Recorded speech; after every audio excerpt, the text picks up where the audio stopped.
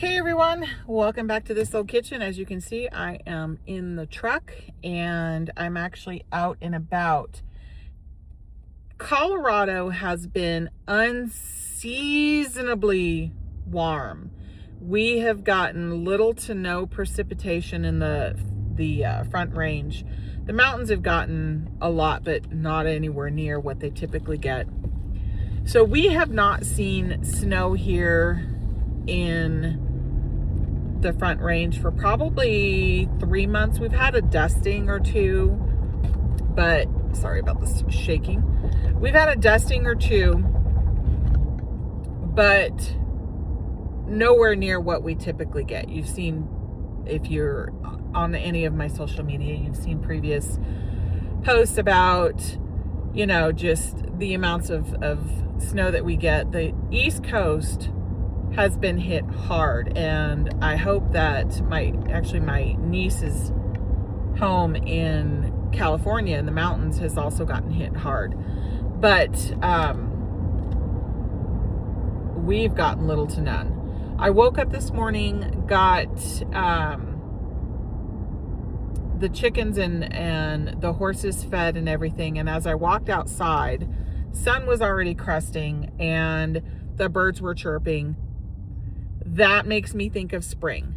I love, love, love spring. But unfortunately, past history has always played with me in the fall, spring. And if you know anything about our weather patterns here, typically you don't plant anything until after Mother's Day. Mother's Day is notorious for getting snowstorms and so on and so forth. So a couple years ago, I had the same feeling. I was all excited about springtime. I was all excited about the planting season and everything. And I thought, okay, I'm a week away from Mother's Day. I'm going to plant my tomatoes. I'm going to get them in the ground. We hadn't had any snow in about a month. And I thought, oh, this is the time. And then sure enough, snow hits and we get a freeze. I am not going to fall for it this year. I am not going to fall for it. But what I am going to do is I'm going to start my seedlings inside. And because it is so pretty outside and I've got a couple hours before I have to be back home, I am going to go and take a look at a couple of the nurseries that are around here. I'm in Parker right now, and there is a nursery that I love going to. And so I'm going to go take a look and see what kind of plants they have starting, and kind of just get excited about it and see what we can find. I've also got all of my Easter stuff pulled out. It's in the garage. It's sitting and waiting for me to take all my Valentine's Day stuff down and put my Easter stuff up, even though we're still about a month and a half away from Easter. I still want to do that. And so I'm itching to get that done. So we're going to do some garden center shopping. And then if we have time, we're going to go and take a look and see if maybe we can do some Goodwill hunting and see if there are any Easter stuff out and see what we can find. So I hope you guys follow along. I hope you join me, and I hope you're as excited about spring as I am. And I cannot wait to get these seedlings started. I can't wait to start planting, and I hope you guys follow. Garden Center. They've got a big outdoor area as well as an indoor garden center. Right now, it looks like they're getting all their outdoor pergolas, their sheds, their fire pits, patio furniture. There's a couple trees back there, but not a whole lot. So let's go inside and take a look. The inside is one of my favorite spots. So as you can see here, we've got a lot of, again, pergolas, arches, tropical plants. Their orchids are amazing. You've got all of, again, your soils, your inclusions for your soils. And my favorite spot is going to be the seeds. Now I've got a pretty big selection of seeds that I've not only kept from previous years, but not previous years, but last year, as well as seeds that I've saved from plants that I've harvested. But there's a couple things that I wanted to start this year got tons of carrots, got broccoli, I'm good. But I want to look at beets and leeks. So let's see if we can find them. All right, so I just came in from there. I went through their seeds. They're just starting to get everything out. But there were a couple seeds that I wanted to get that I haven't been able to find. I got some leeks, which I love leeks, so I'm excited about that. I've got some arugula, which I love. I got two things that I had never seen before. Well, not never seen before, but didn't know that they came in seed packets. And the first one is a beet gourmet blend. Now, I grew red beets last year and absolutely loved them. So I knew I wanted to get golden beets because golden beets are one of my favorites. Um, and I found golden beets, but then I found this one, and this one is old fashioned beet is here to stay. Create gourmet salads with a rainbow jewel tones. So they've got golden beets, red beets, and the cotton candy or candy cane beets. I think that's what they're called. So that's going to be fun to do because I love beets. And then another one that I saw. So I did nasturtiums last year, and I absolutely loved them. I planted them in 3 different spots. One spot didn't take, and then 2 other spots took. And I've always seen nasturtiums in kind of like their sunset colors, which are the yellows, the reds, the oranges, those things. And I absolutely love them. They did really, really well on my front porch in the planter that I have, and then in 2 other spots. One of them didn't take, but I think that's the soil because I think it's too sandy. But I found these ones and I thought these are so beautiful. And it's called the Purple Emperor, and they're pinks and purples and fuchsias, and they're nasturtiums and they're climbers. And I thought those are gorgeous. So I've got an arch on one side of my garden that I planted last year. I planted sweet peas, and so I can't plant any kind of bean pod or sweet peas or sugar snap peas in that area again. So I was trying to figure out what I could put in that spot. Obviously, cucumbers are a front runner. I think I'll do cucumbers on the other side. But I thought it'd be really pretty to put those nasturtiums on the arch and see how those work, and then put the sweet peas and the sugar snap peas and the beans on the other side. So we'll see how this turns out. I'm going to head off to the next garden center. All right, so the next place that we are at is also still in Parker.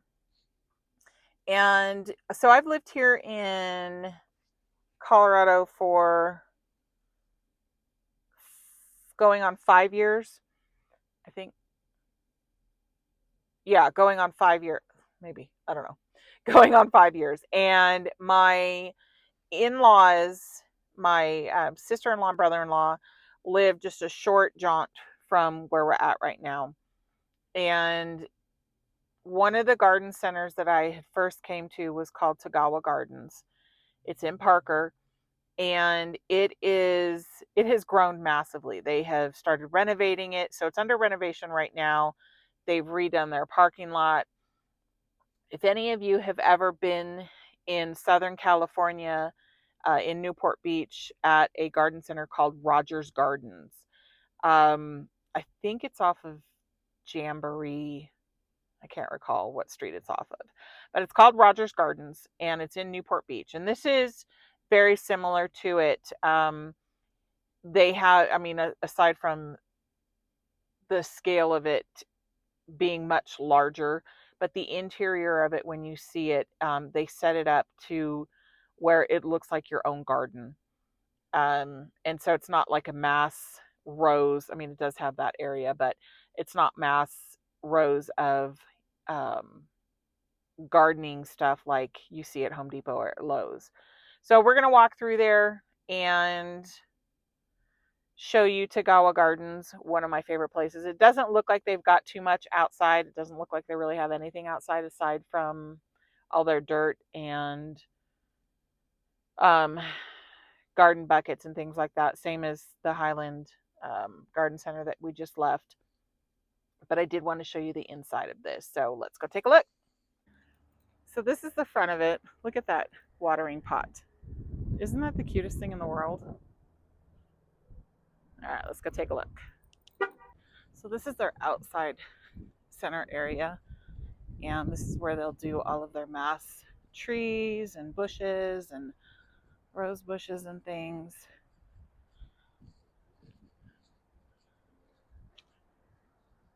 We'll go take a look. 1982, the same family has owned it.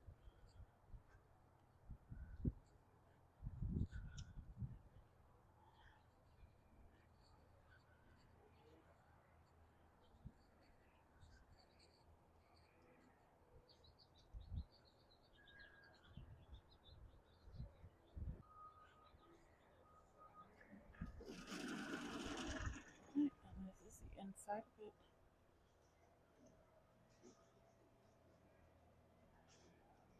Very cute, sweet little decor in here.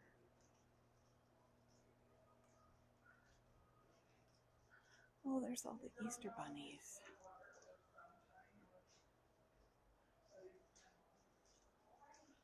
Oh, look at that. That is so cute. I love that.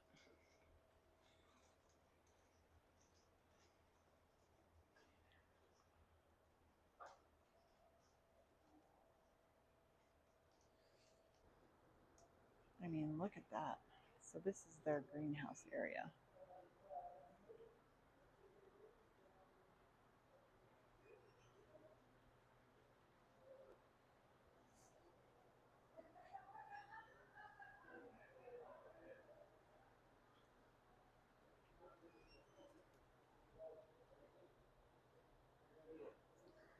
Cranberry horseradish sauce.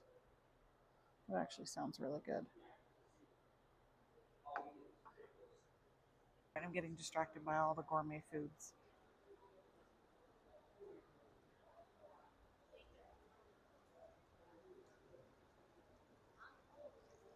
Lots of garden gnomes. I like the bunnies.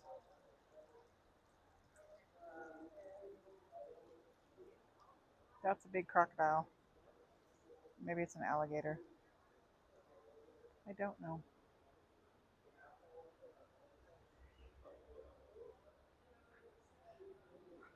Lots of water features. All these fun things. And then this is going to be my favorite spot. I can already tell. It's the roses. Thank goodness my husband is on vacation. Well, not vacation, but on a business trip. So these are all the bare root roses.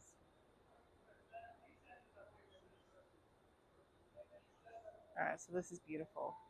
This is the Bring Me Sunshine English Tea Rose, and it needs deer and wind protection. So I don't think that that is going to work in my area, but let's keep going. Deer and wind protection. Deer and wind protection. Deer and wind protection. I think I have to move on to the next aisle. So Tagawa Gardens is definitely the place to go for roses. So the greenhouse right now is pretty warm, but they have every single rose, type of rose, color, scent. Like, this is insane. I'll take all of them. I don't think my husband would like that, but I mean, look at this. The Dark Knight. Is that not just stunning?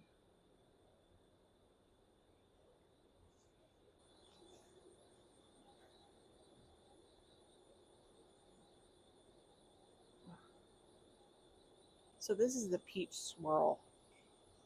I think this is the one that I had planted in our Texas home when my sister passed away.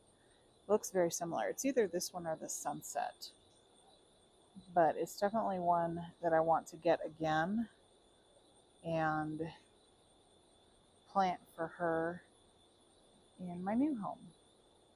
All right, so we are at the seed area. Look at all these.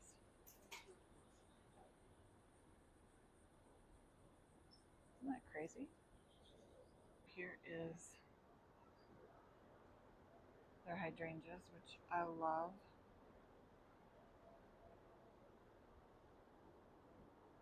Those are going to be so pretty when they bloom. So none of this is for sale right now. It's still a little too early because if you buy them, they're going to end up dying because it does get so cold over here. I think these are pansies. Oh, my glasses on. Here's psyllium. And then back there is going to be all the pots for your container garden.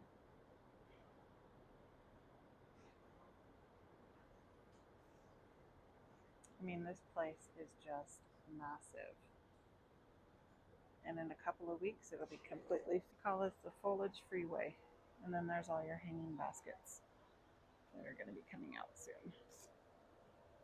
So I'm walking around and I smell just the most beautiful perfume. And here is the beginning of what they do. Oh my gosh. Look at the ranunculus. Just stunning. And then, of course, your freesia. But look at this. Isn't this gorgeous?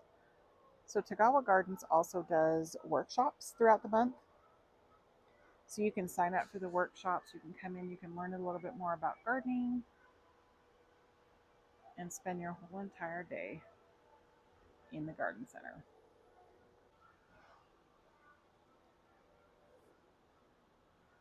Your cabbage. Your dianthus. Oh wow, look at your anemones. Those are just stunning.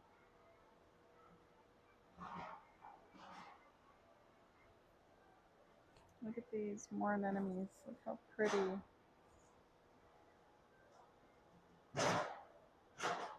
And of course, the never-ending showstopper, hyacinth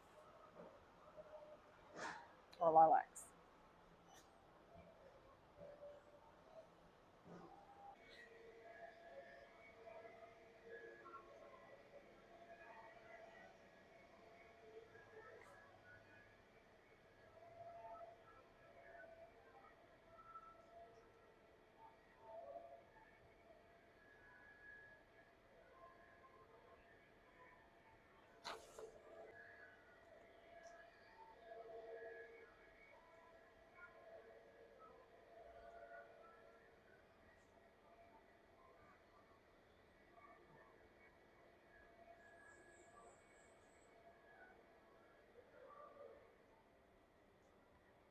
I mean, isn't this the cutest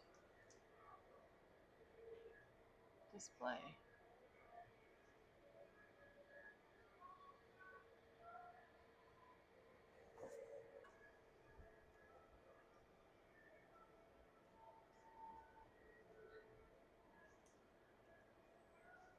So they've got every color scheme you could want. And then my favorite, which is always the pink and orange. Isn't that just gorgeous?